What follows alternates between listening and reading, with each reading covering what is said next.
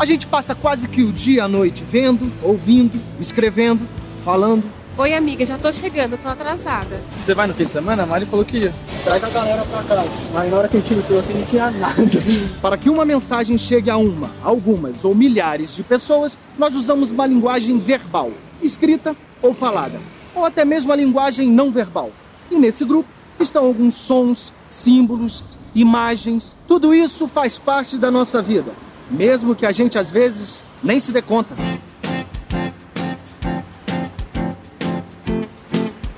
O que você leu nos últimos 5 minutos? Eu vou te falar que eu moro por aqui, toda hora eu tô aqui, eu não li nada.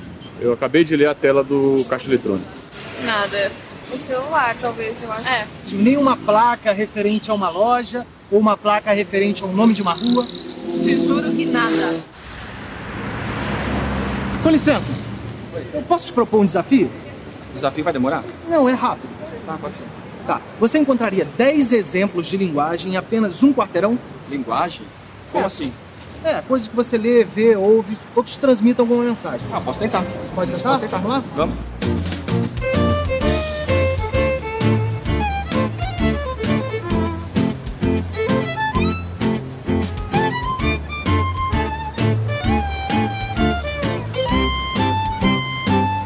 E aí? O que você encontrou pelo caminho? Então, eu encontrei uma placa ali sentido Pinheiros, Pacaembu. Encontrei uma bandeira do estado de São Paulo, umas marcas de roupa e bancos também. Ah, legal. Só que agora nós vamos fazer o mesmo trajeto, só com um pouquinho mais de atenção. Ok. Vamos lá? Vamos embora. Ó, aqui nós já temos um exemplo de linguagem. Uma pichação. Uma placa com nome de rua. Sim. Uma demarcação para vaga de cadeirante. Legal. E aqui um relógio, que também marca a temperatura. Olha, aqui mais um exemplo, um cartaz que avisa a liquidação. Legal. Olha, aqui nós temos 2 bons exemplos. O aviso da faixa exclusiva e o próprio letreiro do ônibus. Aqui nós já temos mais um exemplo, sinal de trânsito, que indica se a gente pode ou não atravessar a rua. 50 quilômetros, o limite permitido da via. Mais uma, né? Mais um. Pronto. Temos aí em apenas um quarteirão 10 exemplos de linguagens diferentes. Muito obrigado. Eu agradeço. Obrigado. Até a próxima. Até a próxima. Quando a gente fala em linguagem verbal e não verbal, a gente abre a possibilidade para uma quantidade muito grande de signos. A gente pode falar nos signos sonoros, quando a gente está pensando, por exemplo, na música, ou mesmo nos ruídos que povoam o nosso cotidiano, principalmente nos espaços urbanos. Mas a gente pode também estar falando das imagens mais fixas, a fotografia, o desenho, um quadro, uma pintura sobre tela. Mas também a gente pode falar da imagem em movimento, o vídeo, o cinema, da palavra na sua dimensão sonora e escrita. Quer dizer, a gente vive mergulhado nos signos de toda a natureza. As linguagens verbal, gestual, visual e sonora podem ser mescladas. Os grafites, por exemplo, são um tipo de linguagem estampada no ambiente urbano. Alguns são só desenhos, enquanto outros usam também palavras. A linguagem verbal se caracteriza pelo uso da palavra, falada ou escrita. E a maneira como essas palavras são usadas é que caracterizam os diferentes gêneros textuais. Os gêneros são aqueles textos que nós reconhecemos como textos familiares, que a gente pode dizer, recebi um e-mail, recebi uma carta, eu li uma notícia no jornal, eu escrevi uma mensagem no SMS para a pessoa. Eu uso os textos e as pessoas reconhecem que tipo de texto é aquilo e para que ele serve. Para identificar os gêneros textuais é preciso saber, antes de mais nada, quem escreve, para quem escreve e o que escreve. E nem precisamos ir muito longe para fazer essa pesquisa. Basta navegar na internet. Tem notícias, horóscopo. Opa, vou aproveitar para ver as previsões do meu signo.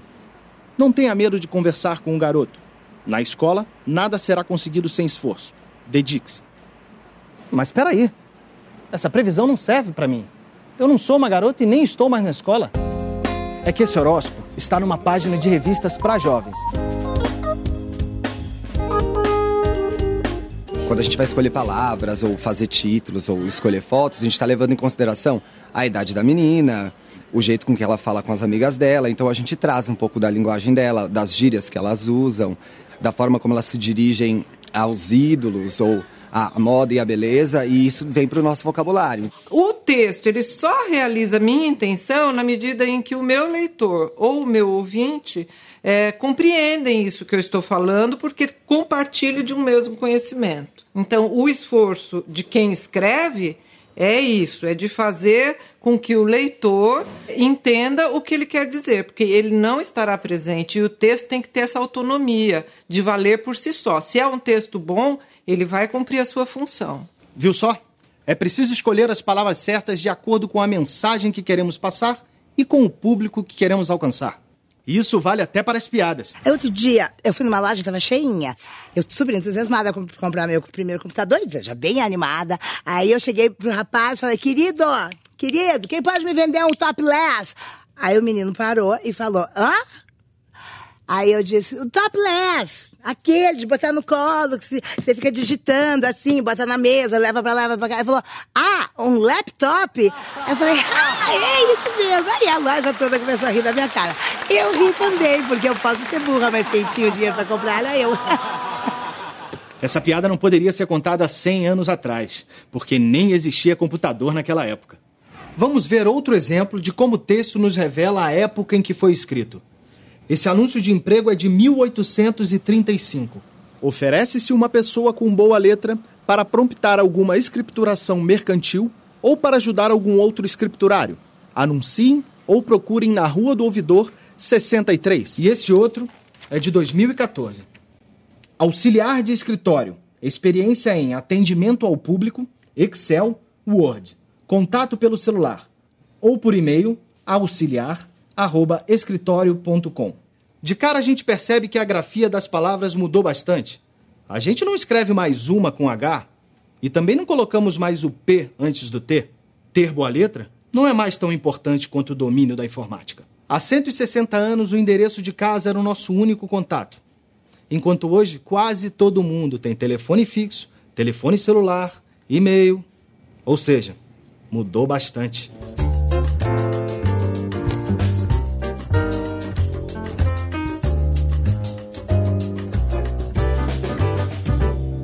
O que acontece quando um texto está totalmente fora de contexto? Quando a gente pensa, por exemplo, na linguagem ou nas diferentes situações comunicativas, interfere também com quem eu estou falando e a natureza dessa interação. Então, dependendo de com quem eu falo, eu vou utilizar um determinado registro de maior ou menor formalidade. E é isso que vai regular o uso, por exemplo, da gíria.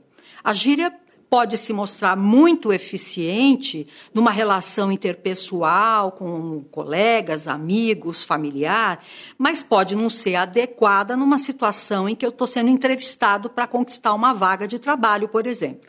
Escrevi um e-mail pro meu chefe, só que eu escrevi do jeito que eu falo, né? Aí já mandei o e aí, velho, é nós na fita. Aí ele pegou, já ficou bravão, me chamou na sala dele, falou que ele era jovem, que ele escrevia muito melhor do que eu.